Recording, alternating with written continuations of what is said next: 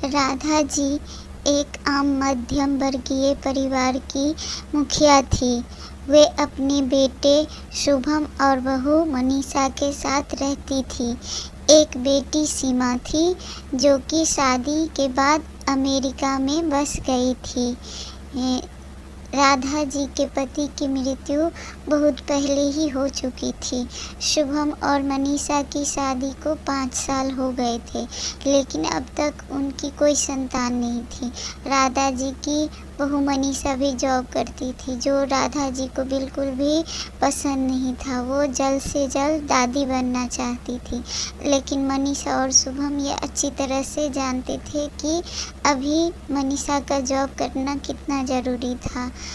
राधा जी अपने बेटे शुभम से इस बारे में बात करती तो शुभम किसी न किसी बहाने से बात को टाल देता। इसलिए राधा जी मनीषा को परेशान करने के बहाने ढूंढती रहती थी ताकि वह अपनी जॉब छोड़ दे। और अभी कोरोना काल में तो मानो उनके मन की मुराद ही पूरी हो गई थी। हालांकि वे दिल की बुरी नहीं थी, लेकिन पोते की चाह में वे ना चाहते हुए भी ऐसा कर जाती थी।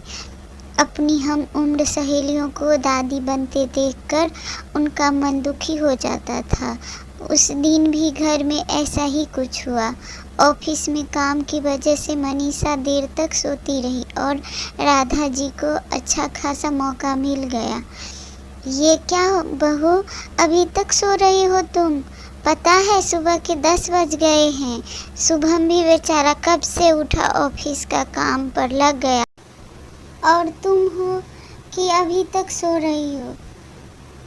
चलो अब उठकर सबके लिए नाश्ता बना लो। मुझसे कुछ हो नहीं पाता है, वरना मैं तुम्हारे भरोसे कभी ना रहती, खुद ही सब कर लेती। ओह सॉरी माँ जी, वह देर रात तक काम चलता रहा, इसलिए सुबह सुबह ही सो पाई हूँ, इसीलिए समय का पता ही नहीं चला। आप चलिए, मैं अभी जल्दी से नाश्ता बना के लाती हूँ। हाँ ठीक है, मेरा कुछ नहीं, पर शुभम को देख लो, उसे कुछ चाहिए तो नहीं? कब से उठा है बेचारा। हे भगवान, मुझे जल्दी से ठीक कर दे ताकि मैं ही अपने बेटे का ध्यान रख सकूं, राधा जी ने नाटकीय अंदाज में कहा। राधा जी ने अपनी बहू मनीषा को उठाते हुए कहा। मनीषा ने घड़ी देखी तो वाकई 10 बज गए थे। आज उसकी आंख कैसे नहीं खुली पता नहीं चला उसको। अपने काम निपटाकर हॉल में आई तो शुभम अपने लैपटॉप के साथ ऑफिस के काम कर रहा था। उसने किचन में जाकर चाय नाश्ता बनाया और फिर रात के बर्तन साफ किए और झाड़ू पोछा करके नहाने चली गई। दरअसल कोरोना वायरस की बढ़ती बीमारी की वजह से शहर में पूरी तरह लॉकडाउन किया गया था, इसलिए काम वाली भी नहीं आ रही थी। मनीषा खुद ही एक इंटरनेशनल कंपनी में काम करती थी। उसका ऑफिस टाइम निश्चित नहीं होता था, अधिकतर उसे देर रात तक काम करना पड़ता था। कल भी उसका काम देर तक चला, इसलिए वह देर तक सोती रही। मनीषा नहा धोकर आई तो देखा कि उसकी सास अपने कमरे में अपने सहेली से फ़ोन पर बात कर रही थी। बातचीत में अपना नाम सुनकर मनीषा सास की बात सुनने लगी। अरे शारदा, तुम भी अपनी बहू को ज़्यादा सर पर मत चढ़ाओ। बहू को ज़्यादा उड़ने दोगी तो कल को अपनी नौकरी के चक्कर में वह तुम्हें ही घर की नौकरानी बना के छोड़ेगी। पता है, मैं तो दर्द का बहाना बनाकर बैठ जाती हूँ, नहीं तो सारे काम का बोझ मेरे सिर पर ही आ गिरता। मैं कोई मुफ्त की नौकरानी थोड़ी ही हूँ। मैं तो कहती हूँ कि तुम भी यही किया करो। सास की बात सुनकर मनीषा की आंखों में आंसू आ गए। वह जिस सास को बीमार समझकर उनकी सेवा करती रही, उन्हें एक गिलास पानी तक भी उठाने नहीं दिया। सारा दिन घर और ऑफिस का काम करके थक के चूर होकर भी उफ नहीं करती।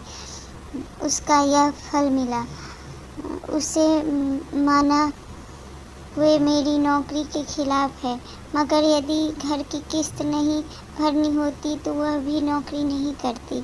शुभम का बोझ कम करने के लिए ही वह नौकरी करती थी। खैर अभी के मुश्किल समय में वह सास से किसी भी बात पर बहस नहीं करना चाहती थी। दूसरे दिन सुबह सुबह राधा जी की बेटी का अमेरिका से फ़ोन आया। सीमा की सास उसके पास अमेरिका में आई हुई थी।